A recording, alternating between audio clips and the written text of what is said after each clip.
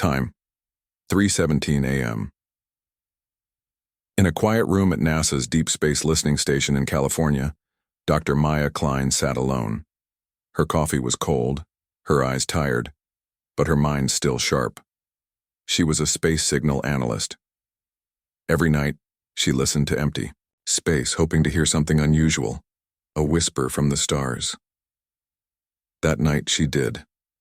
Suddenly, all the screens in front of her blinked, black, then full of strange glowing symbols. The sound system made a short, static noise. Then came a voice. Not clear, not human. It said, in broken English, "Oh no, they heard us."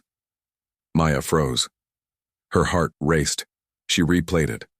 The voice was real, not from Earth, not a glitch. Something, or someone, had spoken from the stars, and it sounded like a mistake. She grabbed the emergency phone and called Jake Monroe, a retired Air Force signal expert who now worked with NASA on special cases. 20 minutes later, Jake rushed into the lab wearing a hoodie and slippers. "Tell me you didn't call me for a space echo." Maya didn't speak. She played the recording. Jake listened. Once, twice. His eyes narrowed. "That's not a normal signal," he said. "That's a compressed voice transmission. This came from a life form." They looked at the coordinates. The signal had traveled over 72 light years and hit every deep space satellite on Earth at the exact same second. But here's what scared them the most. The signal had not come in a straight line. It bounced, like it was looking for something, or running. The message Maya and Jake ran it through language filters and alien decryption software. Most of it was noise, but 3 parts stood out. Not safe here. Wrong planet. Close. The gate before they... The last part cut off. Jake leaned back. "Close what gate? This isn't a message to us. This was an accident." Maya stared at the waveform on the screen. "Yeah. But what if we weren't just listeners? What if we were receivers?" The crash while Maya and Jake argued over what to do next, an alert popped up on the screen. Unidentified aerial object detected, Nevada desert. Jake read it twice. It wasn't a meteor, it wasn't a satellite, and it wasn't burning. It moved like it was controlled. 15 minutes later, it crashed in a remote part of the Nevada desert. A small team from the U.S. Air Force arrived within an hour. They were expecting wreckage, maybe metal parts, maybe fire, but what they found was something else. The objective was a pod, smooth, black, about the size of a small car. It had no windows, no doors, and no burn marks. It sat quietly in the sand, almost glowing. There was no sign of life, but there was a low humming sound, almost like breathing. As the soldiers surrounded it, one man reached out to touch it. The moment his finger touched the surface, the pod cracked open. Silently, blue mist escaped, cold and thick. Inside the pod there was a strange seat and straps, like something had been held inside. But now, it was gone. The Air Force shut down the area and sent the pod to Area 54, a hidden facility where the public wouldn't find it. Something escaped, too. Days later, strange reports began to spread on the internet. In a small town near the crash site, a gas station camera caught something unusual. At 3:06 a.m., the lights flickered. A tall, thin figure walked past the pumps. It was almost invisible, like it was there, but not fully in this world. Then it turned toward the camera. It had no eyes, just smooth, pale skin and thin lines where a mouth should be. And then, it smiled. The video went viral, but just as quickly, it disappeared from every social media site, removed, deleted. Jake got a copy from a friend in the military. He showed it to Maya. "This thing, it's not human, and it's not friendly." A message inside the pod. While scientists studied the pod, they found strange symbols on the inside wall. When scanned, the symbols changed shape, forming English words. "This is not your war. Stay out." The writing was burnt into the metal, not with fire, with light. It wasn't a message for humans. It was a warning. The puzzle Maya didn't sleep. For 3 nights, She kept looking at the signal, trying to match the patterns. The voice kept playing in her head. They heard us. Who were they? And what had they done? She thought about the crash, the pod, the warning, and the thing on the gas station camera. What if the voice was trying to hide? What if someone or something was chasing it, and Earth just happened to be in the way? Ending scene. Hook. For part 2, night. A boy rides his bike near the desert. He sees something glowing behind the rocks. He walks closer, slowly. There's a tall figure standing very still, watching the stars. It hears him, turns around. For a moment it looks confused. Then it speaks, inside his head. This is not where I meant to land. The boy stares, frozen. The alien raises a hand, not to hurt but to warn. You must help me before the hunter comes. Cut to black. Time. 3:23 a.m. The desert air was cold, silent. The stars above looked down like watchers. In the distance, a boy stood still, his bike fallen beside him. His eyes were wide, locked onto something strange. The tall figure in front of him wasn't human. It had smooth, pale skin, long limbs, and no mouth. But somehow, the boy could hear it speak inside his head. I didn't mean to come here. This place is not safe. The boy couldn't move. He didn't feel scared, just confused. The figure took a step closer but gently, like it didn't want to scare him. Then it looked toward the sky. The hunter followed me. We must hide. A loud sound echoed in the sky, like a distant engine but deeper. The figure turned and disappeared into the dark, leaving only faint footprints glowing in the dust. Back at Area 54, Dr. Maya Klein stood in front of the pod. It was open, cold, and quiet, but the words inside still glowed softly.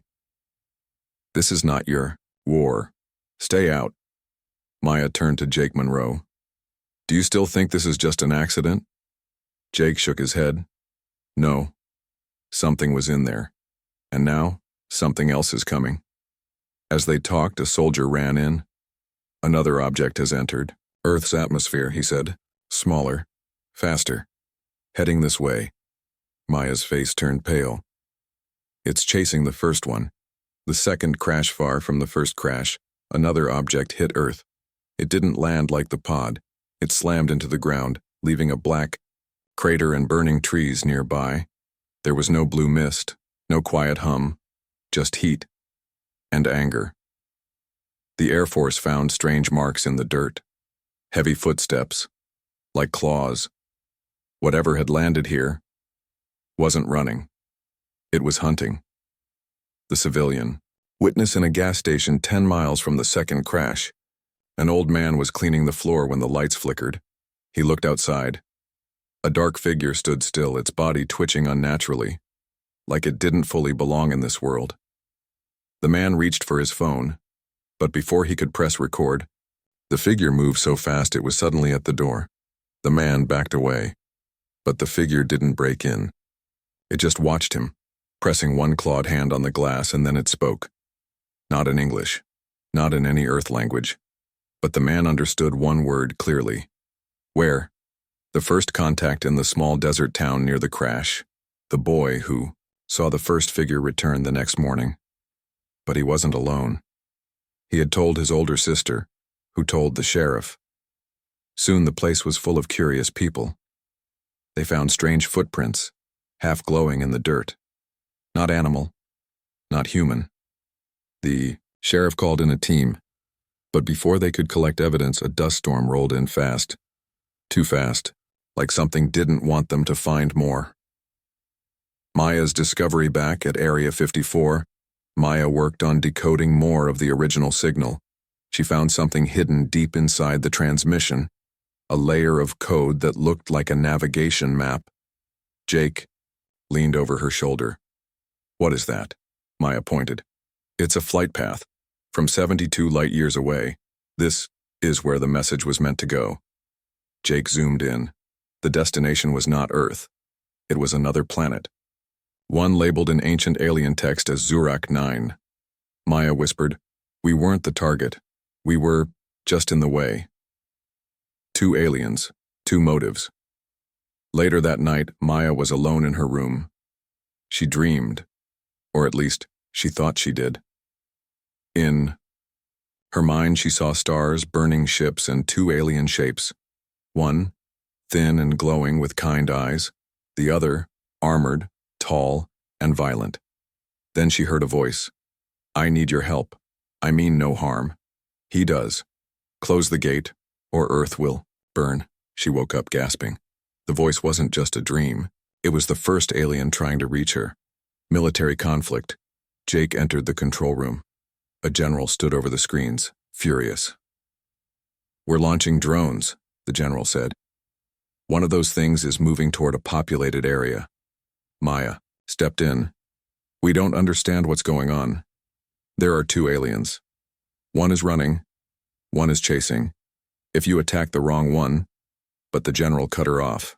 "They both came uninvited." Jake tried to calm the room. "There's a chance one of them is trying to warn us." The general stared at him. "And what if you're wrong?" No one had an answer. The warehouse encounter, in the outskirts of the desert town, an abandoned warehouse sat in silence. Inside, the first alien, the one from the pod, waited in the shadows. It was weak, hurt, trying to send another signal home. Suddenly a wall exploded inward. The hunter stepped through, armored, powerful, with glowing red marks along its arms. It spoke in a low growl. "You brought them here. They will come now, because of you." The first alien stepped back. "I had no choice." The hunter's eyes glowed. "You are not the only one who ran." They circled each other like predators from 2 different worlds. Then the hunter raised its arm, and a strange energy weapon formed on its wrist. Back at NASA, new alert appeared on Maya's screen. Unidentified signal from Earth to deep space. Origin abandoned warehouse sector 4C. Jake looked at her. "That's where the pod creature is," Maya replied. "No, that's where the other one is now too." Time: 4:12 a.m. Smoke rose from the warehouse in the Nevada desert. Walls were torn open. The roof was half gone. Inside, everything was burning, but no fire could be seen. Just heat. Strange cold heat. Outside, the young boy who recorded the fight still stood frozen. His hands shook as he looked at the screen of his phone. He couldn't believe what he had captured. In the distance, the tall figure walked toward him, out of the smoke. Its body was thin, pale, with glowing marks on the chest. Not the hunter. This was the one who ran. The boy backed away. The alien raised one hand slowly and spoke again, in perfect English. "They know now. More are coming." Then it vanished, into thin air. Back at Area 54, Maya Klein stared at the live satellite feed. It showed the warehouse from above. Her screen flickered again. Something was jamming the signal. Not human technology. "Jake." Monroe looked over. "The transmission from the warehouse didn't go far," he said. "It was blocked." Maya nodded. "The hunter must have done it. He doesn't want anyone to hear the warning." Another alert popped up on her monitor. A new energy reading on strange and massive iron was forming just outside Earth's orbit. "Jake," she said quietly, "someone else is coming. And they're not far." The child's phone. The boy ran home with the video still on his phone. But when he tried to upload it, the screen went black. His computer shut off. His internet died. Something was blocking him. Or maybe someone. He told his sister. She didn't believe him, until her phone also blacked out. Then the lights in the house flickered. Outside, a black car appeared and parked quietly in front of their home. The secret inside the pod, meanwhile, at Area 54, the strange alien pod was glowing again. Scientists had tried to take it apart for days, but now something was changing. The walls moved. A panel slid open. Inside was a small, white cube. It was warm, and it pulsed, like a heartbeat. Maya picked it up gently. The cube suddenly showed a hologram, a 3D image floating in the air. It showed a planet, not Earth, breaking apart in space. Then images of war, ships burning, creatures fighting in zero gravity, and then it showed Earth. Words appeared beside it. Last safe. World. Jake stepped back. We're not the battlefield. Maya's face went pale. No, she said. We're the prize. The hidden truth. The hologram changed again. It showed two beings.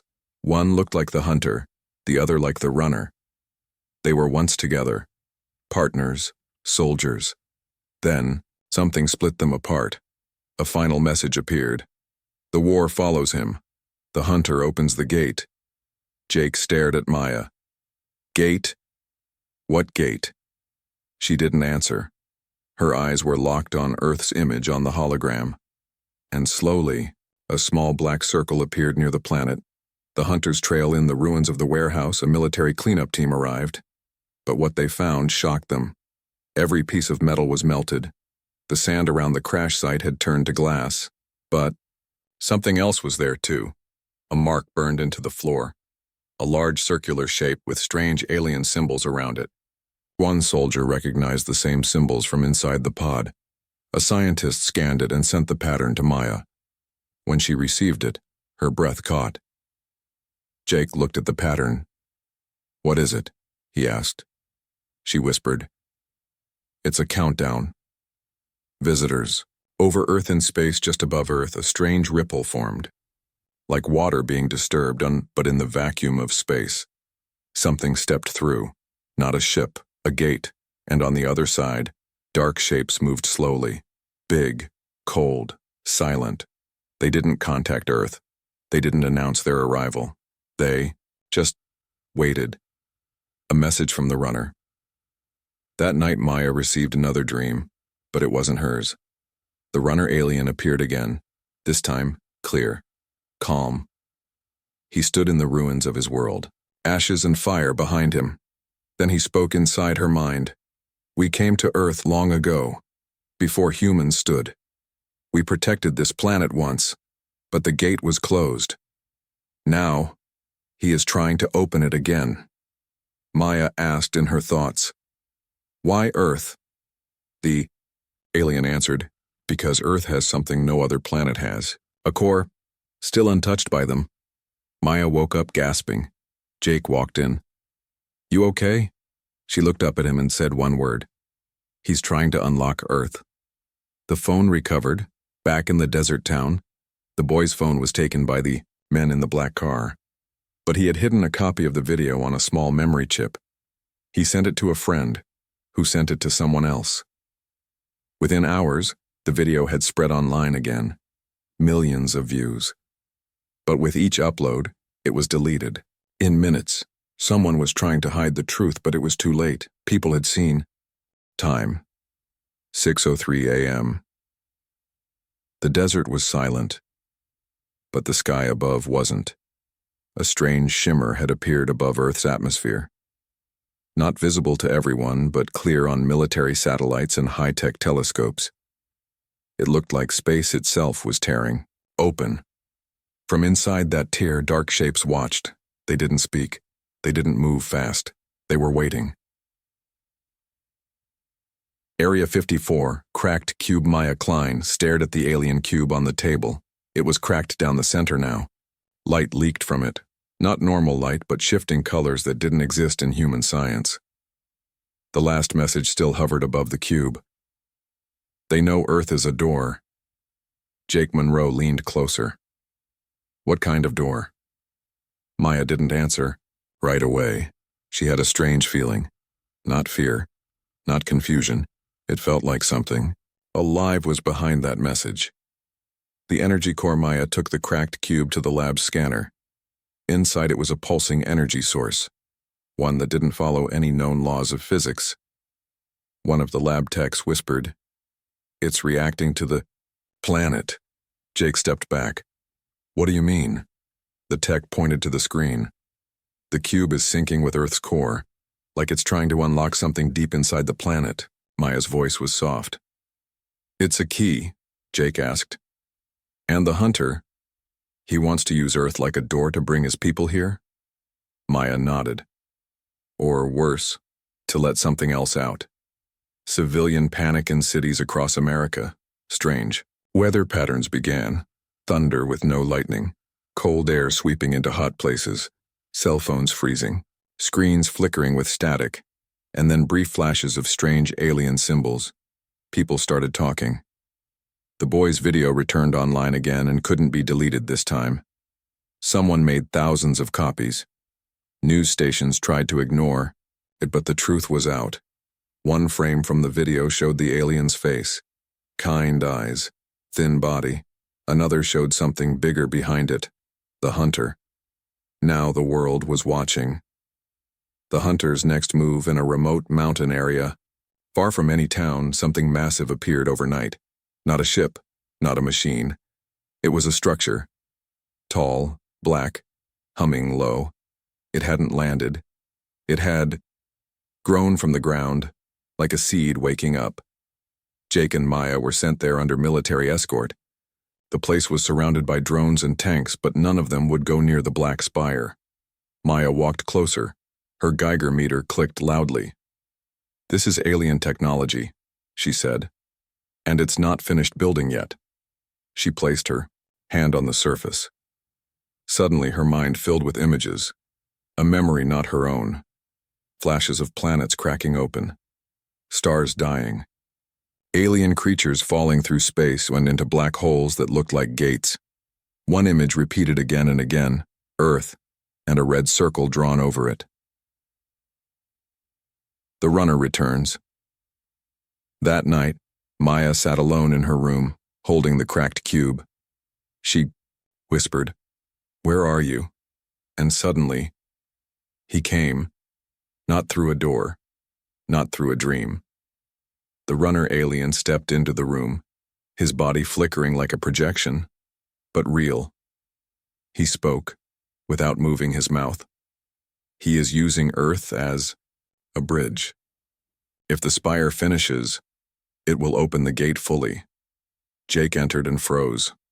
You're him, the alien nodded. I was a scientist on Zurak 9. We never meant to find Earth. The message was a mistake.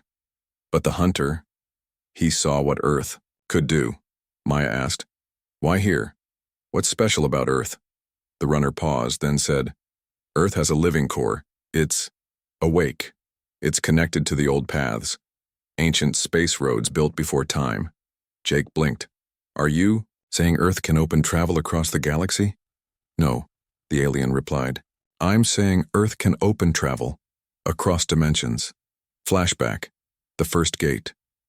The alien raised his hands. A 3D map of the universe appeared.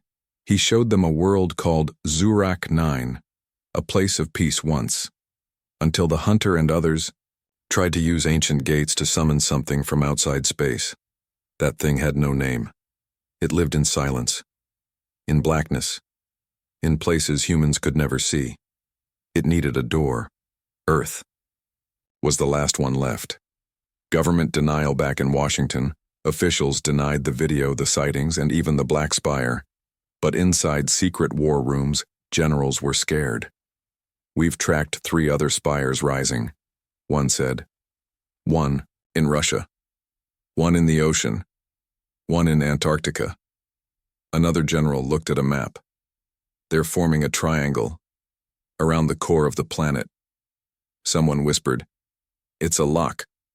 Back in the desert town, the boy who saw the alien watched the news in silence.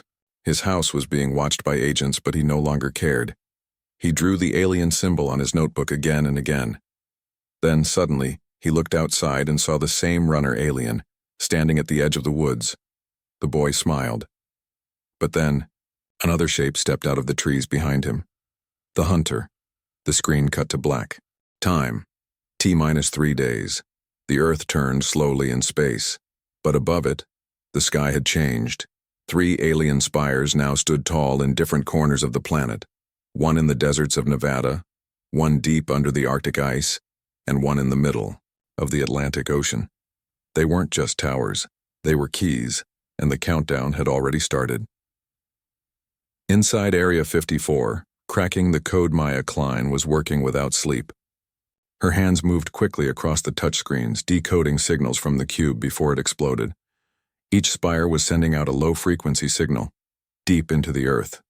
It wasn't noise, it was a pattern. Jake watched over her shoulder. What's it doing? Maya didn't look up. They're waking something inside the planet, something older than human life, something sleeping in the core. She pulled up a hologram. The signals were forming a rotating shape inside the earth, like gears turning, Jake said softly. It's a machine. Maya replied, no, it's a door. And Earth is the lock. The boy goes missing back in the desert town. The boy who saw the alien didn't come home that night. His sister found his notebook, filled with drawings of the runner, of the hunter, and strange star maps. One note stood out. It said, I saw him again. He told me I'm part of this, that I have the signal too. The sister didn't understand. But when she picked up his notebook, the lights in the house flickered. A soft pulse echoed through the walls. Then her phone buzzed. An unknown number. Just one message. He's at the center. He will guide the key. A secret message in Washington. A scientist in a Black Ops lab finally cracked part of the alien code. It was buried deep in the transmission the runner first sent. He called Maya and Jake on a private line. You're not going to believe this, he said. He sent them a short video, an alien message with strange subtitles. The last line said, the boy is not human by accident. The signal chose him. Jake sat back. What do they mean by chose? Maya's face went pale. They're saying, the gate isn't just opened by machines, it needs a mind, a carrier, a human signal to finish the circuit. Jake looked shocked. They're using the boy as the final key. The runner's warning. That night, the runner appeared again, inside Area 54, but this time he looked weak, fading, like his energy was breaking down. Maya ran to him. What's happening to you? He spoke slowly. He found the child. He's trying to use him to complete the opening. Jake asked. Why? That boy? The runner replied. Because he carries Earth's old frequency. A signal passed through blood from the first travelers who touched Earth long ago. Maya asked, wait, are you saying Earth was visited before humans even evolved? The runner nodded. Yes, we tried to close the gate. But Earth remembers, and now the hunter is rewriting the signal. Then he looked directly at Maya. You must stop the final spire. He disappeared. The Antarctica spire activates in Antarctica. A military drone captured shocking footage. The black spire began to glow. Ice cracked for miles around. A beam of light shot into space. A direct link to the gate above Earth. Inside the spire, the walls opened like petals. And inside was something horrifying. A second hunter. Bigger, faster, and fully armed. Not alone anymore. This was now an invasion. Race against time. Maya and Jake flew to a hidden underground lab beneath Greenland, the closest place to the Arctic spire. There, old alien tech was buried by U.S. forces decades ago, from a crash no one ever talked about. Inside that wreckage was a mirror gate, a device the aliens had once used to shut other dimensions. It was broken, but Maya had an idea. If we can fix this, we don't need to fight the gate. We can trap it, lock it from the other side, Jake asked. But how do we power it? Maya looked toward the sky. With the spire's own signal. The boy's mind, in a strange alien chamber beneath the Nevada spire. The boy now sat inside, a circle of light.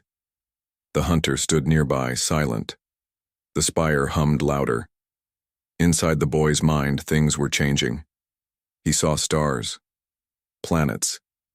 He saw Earth.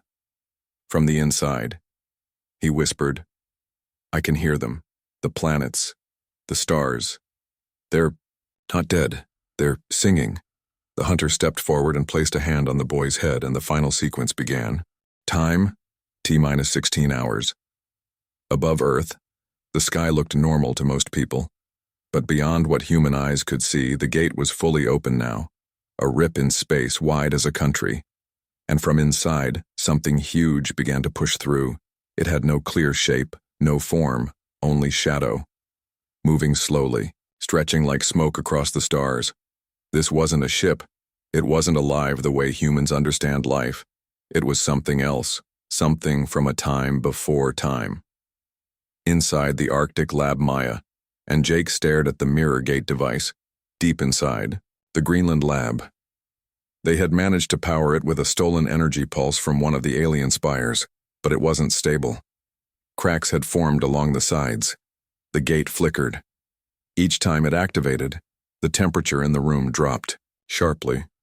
A scientist in the lab said, "If we open this the wrong way, we might bring it straight here." Maya replied firmly, "We don't have a choice." She looked at the screen. It showed the spires across the planet glowing in sync. She whispered, "We're out of time." The boy's awakening. Inside the Nevada spire, the boy hovered in the center of the room, his body surrounded by energy rings. He wasn't afraid anymore. He was listening. Voices filled his mind. Not alien, not human, just old. Very old. The hunter stood nearby, watching. A message flowed into the boy's head. "You are the anchor. The gate must pass through your mind to stay open. You are the map. You are the path." And then the boy spoke in a voice not his own. "I see the other side. It is cold. It is alive. It remembers Earth."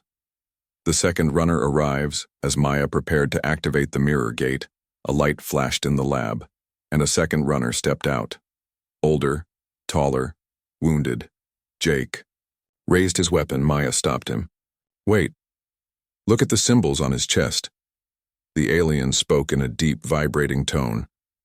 "I am not your enemy. I was locked beyond the gate for centuries. I know what lives there. I know what he wants to bring here." Maya asked, "What is it?" The runner replied, "A memory. A mind so big it needs planets to think. A being made from the dark between stars. Your hunter serves it." Jake swallowed hard. "Can we stop it?" The runner nodded slowly, but only if the boy breaks the link from inside. The mind lock plan. Maya came up with a dangerous idea. She would use the mirror gate to send a signal directly into the boy's mind. If she could reach him, he could close the link. But if the signal failed, the gate could become a permanent bridge, and the dark being would enter Earth forever. Jake said, "That's a one-way path. If you go into his mind, how do you get back?" Maya replied, "I don't. Not unless he pulls me back." They stared at each other for a moment. No more words were needed. Inside the gate, Maya entered the mirror gate. She didn't feel herself move. Just blink. And suddenly, she was in a place with no color, no ground, no sky, just waves of memory. She saw the boy, alone, floating, and she saw what was behind him, the dark being. It had no face, just a massive shape that changed every second. Smoke, stars, bones, shadows. Maya called out, "You have to let go. It's using you." The boy turned slowly. His eyes glowed white. He whispered, "If I let go, it says the Earth will forget me, that I was ever born." Maya stepped closer. "That's not true. Earth remembers everything, even lost voices." The shadow behind him shrieked. Suddenly, tendrils of darkness wrapped around Maya. But she didn't fight. She whispered, "I'm not afraid of you. I see what you are. You're not a god. You're a parasite, a thought that needs a body." The boy looked at her. Tears ran down his glowing cheeks. He lifted his hand. The dark tendrils froze. He whispered, "I choose to close the door." Back. In the real world all across Earth, the spires began to dim. The lights in the Arctic lab faded, and in space, the gate above Earth began to shrink. The massive shadow screamed, not with sound, but with gravity. Every satellite shook. The oceans moved an inch, but it was too late. The boy broke the signal. The path closed. Aftermath. Maya woke up back in the lab. Jake was holding her. She gasped. Did we make it? He smiled. The gate's gone. The spires are collapsing. Maya sat up. What about the boy? Jake's smile faded. He disappeared when the gate closed. Time. 1 month after the gate closed. The world seemed calm again. No more strange lights. No more alien spires. No more cracks in the sky. But for Maya Klein and Jake Monroe, the war was far from over. The search for the boy who held the key, the one who closed the gate, had vanished without a trace. Government agents searched every city, every small town, but no one knew where he went. Maya refused to believe he was gone. She kept his notebook, the drawings and the strange symbols. Jake said, maybe he's protecting himself or hiding. Maya nodded. He's part of Earth now, a guardian. Strange signs in the desert town. Life returned to normal. But the boy's sister felt something strange. Sometimes at night she heard whispers outside her window. Soft, almost like a voice. Once, she saw a small glowing light moving through the trees. She knew the boy was still near. Maya's dream won. Night. Maya dreamed of the boy. He stood in a field of stars holding the glowing cube. He looked at her and smiled. Don't be afraid, he said. I'm still here. She reached out, but he faded like a shadow. Then he whispered, the gate is closed, but the door will open again. When the time comes, I will be ready. The world changes across the planet. People noticed small changes. Plants grew faster. Animals acted differently. The weather shifted subtly. Scientists were confused, but Maya understood. The boy's connection to Earth had changed something. New kind of energy. The final warning. One day Maya received a message, not by phone, not by email, a voice in her mind, clear and calm. The hunter waits. The gate sleeps, but it will wake. Prepare. Maya looked at Jake. We have to be ready. Jake nodded. Because next time, Earth won't fight alone. Closing scene. The camera pulls back from the desert town. The stars shine bright. A small glowing light moves silently across the sky. And for a moment, the world feels alive with possibility.